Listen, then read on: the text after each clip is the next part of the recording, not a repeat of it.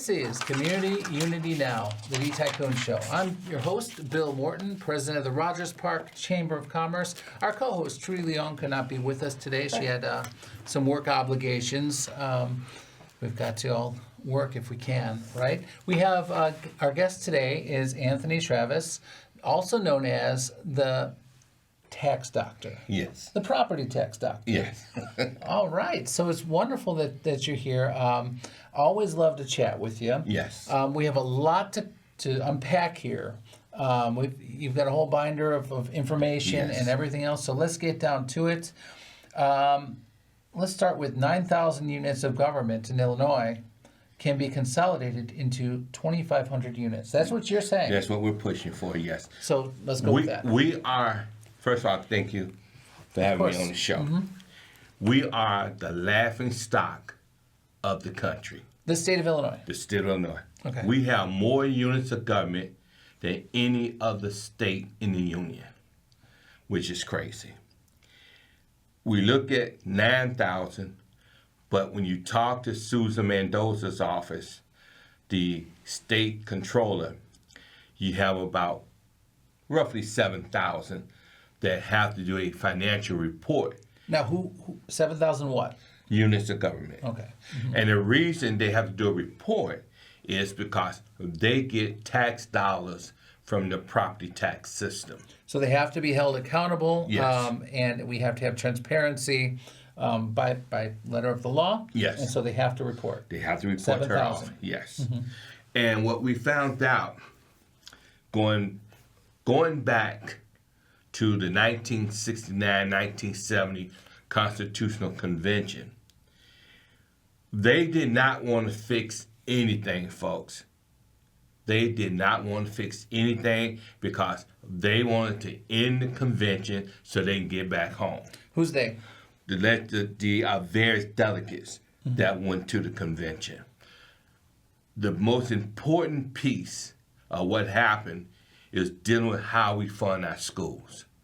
We fund our schools through the property tax system when the school should be funded by the general fund, and that is the state of Illinois under Article 10, Section 1. Education is free, K to 12th grade. It should be free. The state should have the primary responsibility of funding education.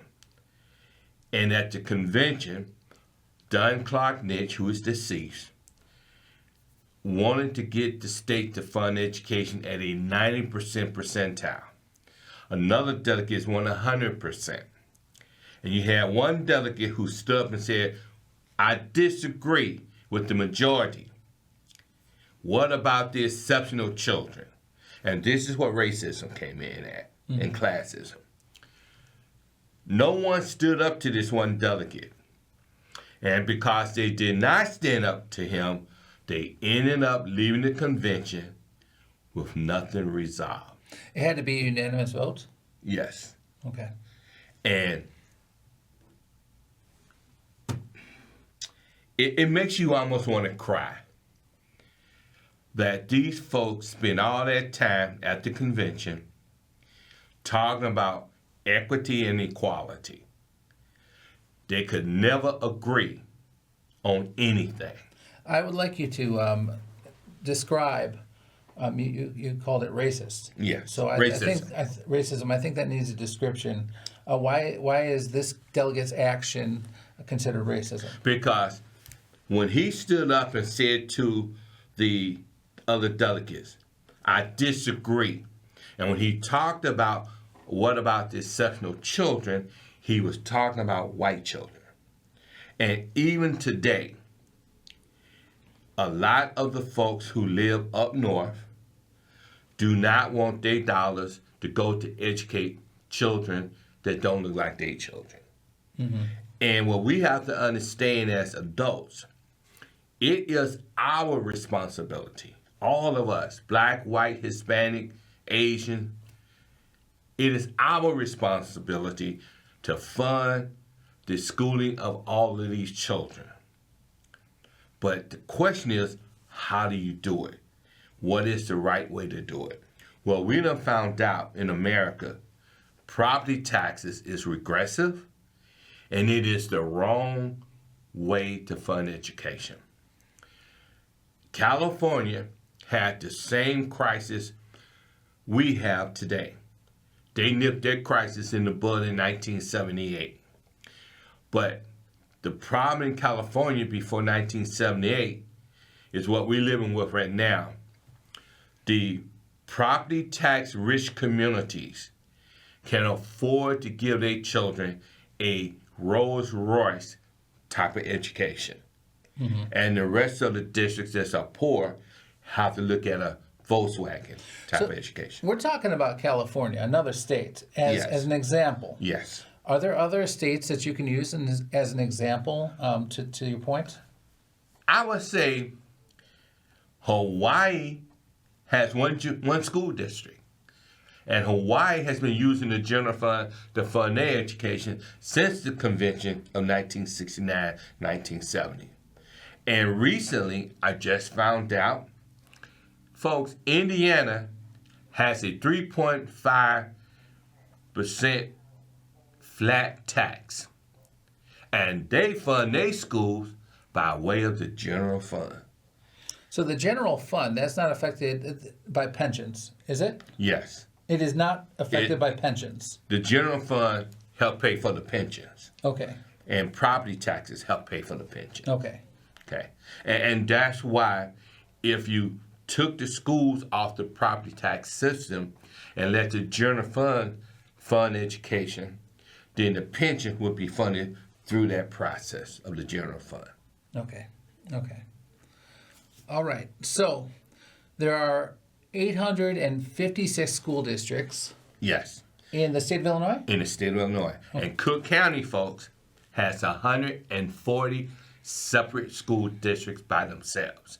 And what you have to understand, what the law says, each school district must have a superintendent. A superintendent can run you between $150,000 to $400,000. How many of these superintendents do we need? Under our proposal, you're talking about, if we go with 50 countywide school districts, that means you would need 50 superintendents plus their assistants.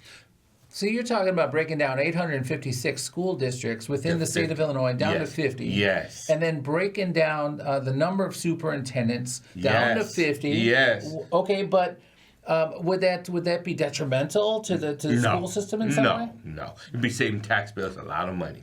Tell me more. Because when you look at the fact that you got some school districts where they only have 100-some children, and they got a superintendent who may be making $200,000 or $300,000.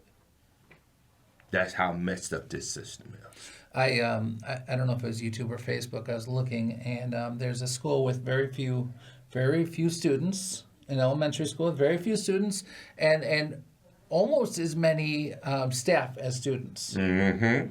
Now, the student-to-teacher ratio is something that we want to get to, yes. where there's a smaller class sizes, and so that students get more attention. But this example here of overall staff being almost as many as students, what does that look like to you? It's all messed up. We found out through the Illinois Policy Institute, we're losing students, we're losing teachers, but we gave 9,000 administrators. Now you tell me, what sense do that make? And the administrators, on average, get $100,000 income plus a $1.3 million pension package. Okay, and so the administrators benefit from that. Who else benefits from that? Not the taxpayers, not the students, only the administrators. Okay, and how long has this been going like this? Oh my God. You're talking about ever since 1969, 1970, you're talking about 55 years now. So you're saying the bureaucracy is it got worse. It is getting worse, and it got worse. Okay. Now, keep in mind, in 1942, folks, we had 12,000 school districts. 12,000. and 10,000 was one-room schools. And then by 2000, they wiped that down to 889 school districts. Okay. And then that dropped by 2000. So Anthony Travis here is part of the Citizen Advisory Coalition to Save Illinois / We the People campaign. Can you tell us about your organization? Yes. We got started because I was working on the governor's task force for property tax relief along with my cohorts. And after the task force was done, the Democrats did a report. Our subcommittee under Representative Mary Flowers, we did a 62-page report. And apparently both reports is sitting on the governor's desk, gaining mothballs and cobwebs. So there was not a final solution to the task force. And after that happened, I decided to bring those folks together and say, we're going to keep this moving because we got a property tax crisis. So we came up with the name Citizen Advisory Coalition to Save Illinois. Then I met my good friend, Bob Anderson of McHenry County, who's been in this fight for 30-some years, folks. And he did an interview before the legislators talking about consolidation in 2017. 30 years, this taxpayer's been on the battlefield. He's a former trustee of a school, township, and so he see the integral parts of the school system and township. And he support the elimination of township government. So our viewers right here, they're very interested in their rising property taxes. I had a chance to speak with Cook County Assessor Fritz Kage. Trudy and I did at our favorite Mexican restaurant in Rogers Park. Yes. We were very pleased that he took the time to speak with us, of course. So, but our constituents who are business owners and who are also homeowners and renters, they're really feeling the crunch, and and a lot of our businesses in our neighborhood and our entire city, and probably even further than that, are in such a bad state right now that even the most solid, most established core businesses of our neighborhood are on the brink of closing right now. And that is true. And what we have to understand is that the system that we have in place needs to be overhauled. When the governor gave his 2020 address, he told the General Assembly, consolidation, liquidation, and the transformation of this system. And he came out of his mouth, folks, we got 7,000 units of government. Property taxes are too high. I need both sides of the aisle working together to fix this problem. So where does Cook County Assessor Fritz Kage fit into this, and Susanna Mendoza? Well, I would say Susan Mendoza fits into this pie because it's her office who have to get these reports coming from the various units of government. Fritz, as a county assessor, he fits into this equation because he understands that in order to fix the problem, you need to get the schools off the property tax system, and you need the state to fund education out of the general fund so that taxpayers throughout the state can see property tax relief. So we're speaking right now to Fritz and Susan right there. They're watching. Yes. As well as... But it's more so Fritz than Susan Mendoza. And everybody in the city of Chicago here that are watching and beyond. But what you're speaking with Fritz right now. Yes. What are you telling Fritz? I would say to Fritz, get behind our movement. We have 2 pieces of legislation that we are working on in Springfield. One is the consolidation of school districts. The second one is to get the schools off the property tax system. If we want to save this state, and I'm reminded of what happened in New Jersey with a state rep. he said to the people of New Jersey, if you want to make New Jersey affordable, consolidate them school districts. And the question is, wait a minute, why? Why do you have to consolidate school districts? Because you may have 5 to 6 to 7 school districts within one block. That might be Overlapping. saturating, Oversaturating, okay. but you can have 5, 6, 7 school districts, which mean by law, each school district must have a superintendent. Okay. And that's where your money's going. 61.5% to 72% of your tax bill go to funding education. And what are you going to say to our small business owners and our renters in particular? Let me say to you renters, because this is the misnomer. If you rent, you pay property taxes through your rent. That's right, folks. If you are a renter, you pay property taxes through your rent. When I was living in an apartment, my landlord was paying $20,000 in property taxes. Do you think he was going to eat that $20,000? Nope. He built it into the rent. And that's why those of you who rent and those of you who own property, we're in the same boat. You can't afford your rent. And homeowners can't afford their mortgages. Because, see, your mortgage is tied into 4 components.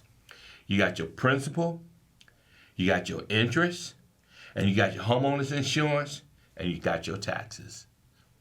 I was watching the subcommittee on banking, and homeowners insurance have gone through the roof. And in some areas, you can't get homeowners insurance, folks. When I first got my first piece of property, the homeowners insurance was $300 a year. It's over $1,200 now, and steady going up. And when you look and see what's happening in Texas, California, you got flooding going on, you got fires going on. Well, folks, that affects all of us. That affects our premiums. Same thing with car insurance. All this stuff affects the bottom line. So we could take this to a national level. Absolutely. A national level example that's similar is maybe the national tariffs that are coming around these days. And we understand, right, that it's not the companies in the other countries that are going to be taxed. It's going to be us because they're just going to raise the prices. You know, I don't understand how we have become so gullible. And when I think about what 45 said, he said, I love uneducated people. Let me repeat that. I love uneducated people. And a lot of uneducated people voted for 45. And these same people are running around now talking about, I'm going to have to pay for the tariff? I'm going to have to pay for the tariff? Yes. You are. Okay? It's just like these school districts. We have to pay $150,000 to $400,000 for these superintendents. And just think what's going to happen when some of them retire. Can you imagine paying a superintendent $8 million in retirement? We have pensions issues in the city of Chicago. Yes. The police, the fire, and everybody and else. And statewide. And you know, this is a bucket that's not being filled. Well, ever since the CTU, Chicago Public Schools, and CTS, CTU, that's Chicago the union, Teachers Union, and the Chicago CPS, Public Schools took a 10-year pension holiday, which means no one put money into the pension bucket for 10 years. Now, as they say, the chicken come home to roost. Those of us who live in the state of Illinois, we have a $300 billion unfunded liability when it comes to the pensions. That's why when you think about our neighboring state, Wisconsin, why is it that they have one of the best pensions in the country and they only have damn near one pension for all government workers? Which means if you work in the city, municipalities, teachers, officers, judges, it's one pension, folks. That's how we should be. Oh, we have people who are in the city, and they reach a certain point, and they have their pension. Then they go to the county And get another pension. Double dipping, triple dipping. and we're not naming names. No, we're not naming We don't need names. to. No, we don't. Everybody knows. Yeah. Yes, everybody knows. And the point is this. What makes this situation so dire is that people are losing their homes. Businesses are losing their businesses. And people are leaving our state.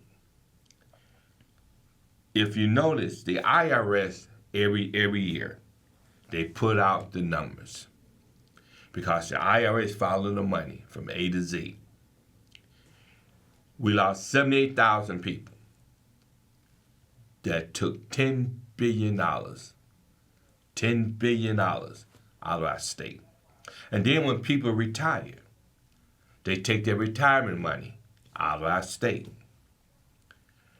And we should be taxing retirement income that's over $80,000 or $90,000, folks. So we have about a minute left or Yes. so. What are you going to do about it? Well, what I say to those of you, join us. Join us. My number is 773-988-0934. My email address is Daddy's Club, DADDYS 2000 at yahoo.com. This is what we need you to do. We need you to call your state rep, your state senator, and tell them they need to get behind consolidating these school districts and getting the schools off the property tax system and support a movement to consolidate these units of government to no more than 2,500 folks. Do some homework. Go to Google. Look at all of these units of government in our state. And then look at the units of government in other states. And ask yourself, why do we need all these units of government? Folks, we don't need them. That's the problem. So tell us again, if they want more information, how do they contact you? Get in contact with the tax doctor, 773-988-0934. This is Anthony Travis, the tax doctor, the property tax doctor. 9,000 units of government in Illinois can be consolidated into 2,500 units, he says. Yes. And you should contact him for more information. He's with the Citizens Advisory Coalition to Save Illinois / We the People campaign. Thank you so much for joining us, Community Unity Now. I'm Bill Morton, president of the Rogers Park Chamber of Commerce, and for our co-host, Trudy Leung, thank you for watching.